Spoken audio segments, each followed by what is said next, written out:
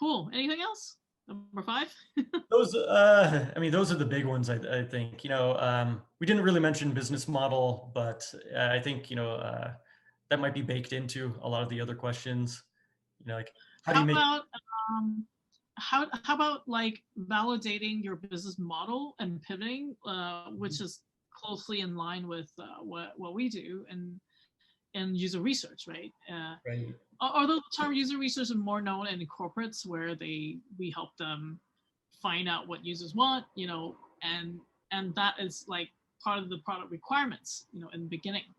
How like what are some of the mistakes that startups usually make when they're trying to do customer discovery, let's say? Well, so there, it would be, not having that flexibility to change direction. Or Uh-huh. I mean, this might sound funny, but I might just say like going about the process like all wrong. I'll give you an example, something that I did. So this is in my old startup in the very early days. So this is like 2009 when Mm-hmm. one of my jobs was to go out and do that user research.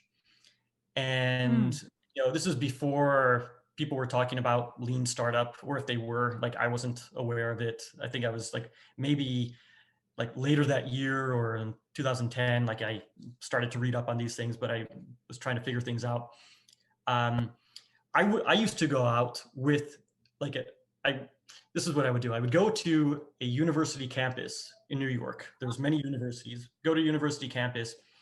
My goal would be I wouldn't leave until I had 10 people stop and try what we were building. Try it out, and then I'd interview them. So it would take about half an hour per person. And then I'd go home with this data, and we'd make some changes, and I'd do it again the next week.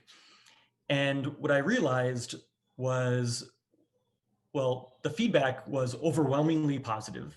Everyone liked what we were doing.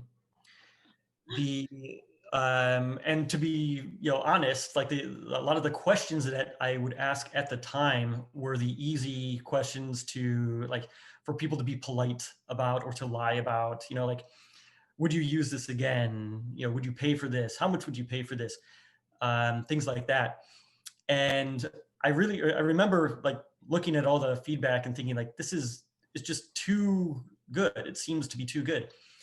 And once we finally released the product, then of course we saw the reality, which was people would try it one time, they wouldn't come back. Nobody wanted to upgrade, things like that.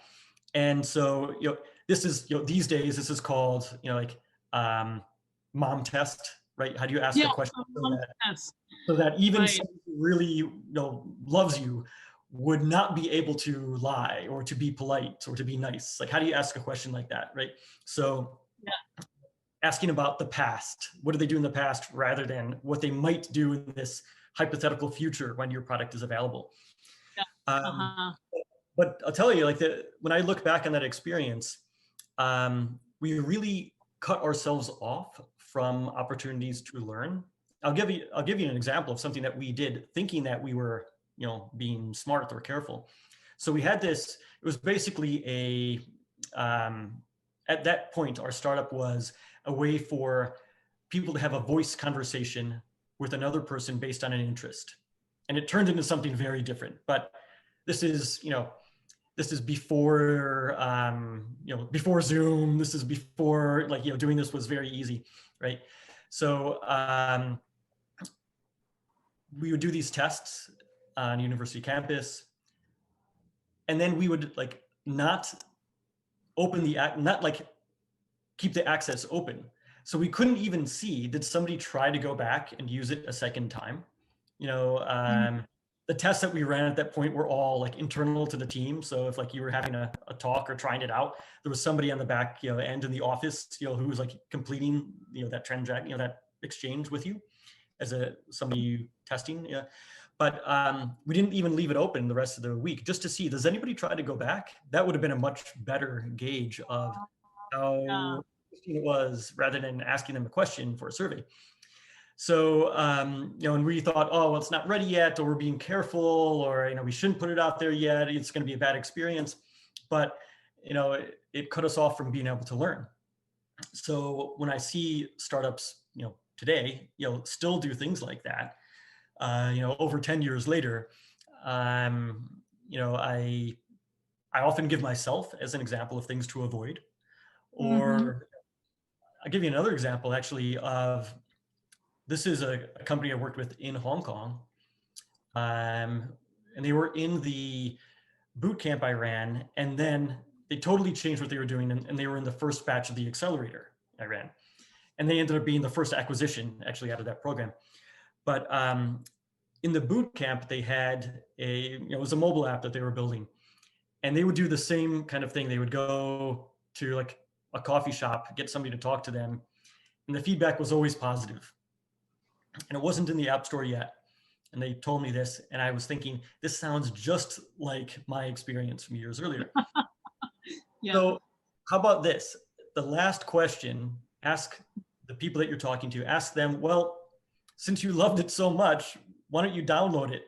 It's in the App Store for, $1 or whatever. Oh, we can't do that. It's not really in the App Store yet. I said, no, it's all right. You're just going to upset a few people at most. Just say it's in the App Store and tell me what they do. So they come back, a couple days later. It's like, well, it's very strange. Everyone forgot their phones, that we talked to. Everybody at home that day. It's like, oh, okay. Oh, they were being polite. They didn't really want this thing, right? And so like that's something I like to have startup founders do, especially in the early days. Yeah, I say, don't ask a question if you can test an action. So the best thing, the best thing is you actually see that somebody loves it so much that they're like pulling their phone out of their bag, like how do you spell it again? Like what I need to get this thing, right? Much better to see that than they say, oh, definitely, I would certainly do this when I get back home. I will certainly do this. Like you're being polite. So yeah, a lot of the questions are leading the witness, right? Yeah, it's yeah, and not only that. So my own experience in doing this, I mentioned I would go to a university campus. When I have asked startups in programs that I've done, outside of a university, to do this, they would often go to a university campus. And I started thinking about, I was never building something for university students, and neither were they. Why was I going to a campus? I was going there because it's an easy place to go. There's people hanging out, there's like people just walking around, maybe not so busy. It seems like a low stress place to go. There's enough people walking around. But that makes no sense, right? Like I'm going to talk to people because they're easy to talk to. No, I should talk to the people that I actually think are my. Right. Yes. Yeah. It's almost garbage in, garbage out, right? Yeah. If you phrase the wrong questions, then you get the wrong answers. And I mean, do the startups that you work with, are they kind of like misled down a path that they're not even aware of? When they ask the wrong questions, and then are they totally surprised in the end? It's like, I thought everybody said they're going to download and buy this.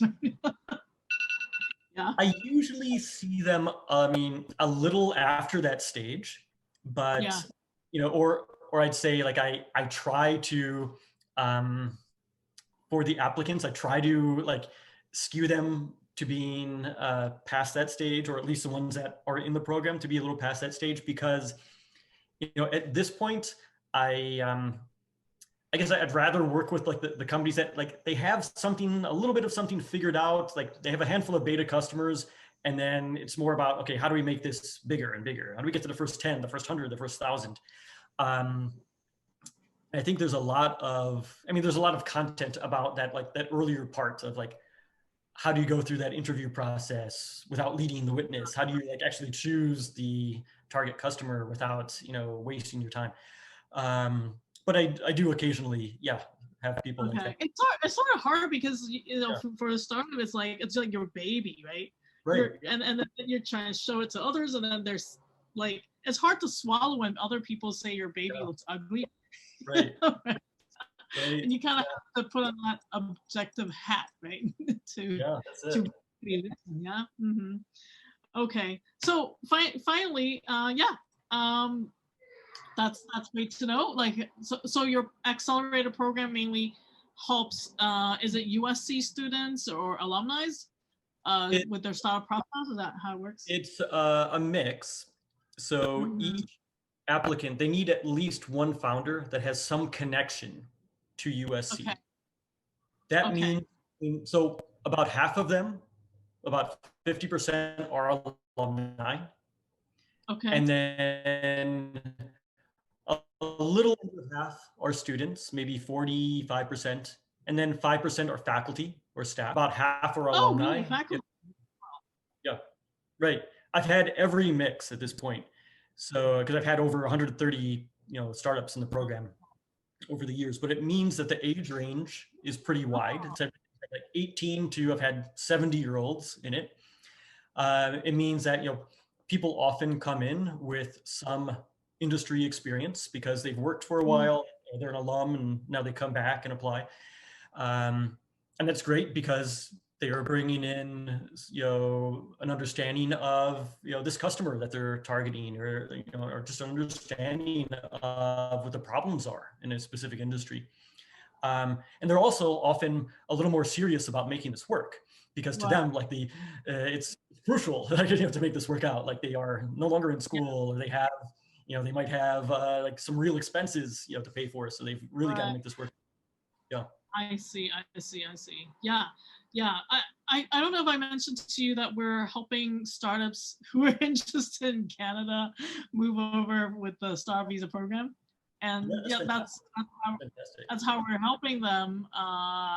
Yeah. And actually, I think because Silicon Valley has a lot of tech companies that have moved up here, like Microsoft, Amazon, Facebook, and all that. Mm, So it's creating a ecosystem here as well. That means they need UX designers, and you yeah, know that's why we're still in the startup space over here. Yeah, fantastic. but That's great. anyway, thank you so much for your time and your sharing, and yeah, looking forward to see how we can maybe collaborate sometime since Sounds we're in good. the same time zone right now. Yeah. Yeah, sounds good. Thanks, Elaine. Okay, thanks. Remember to like, subscribe, and share our video so more people can understand how to get into the UX industry.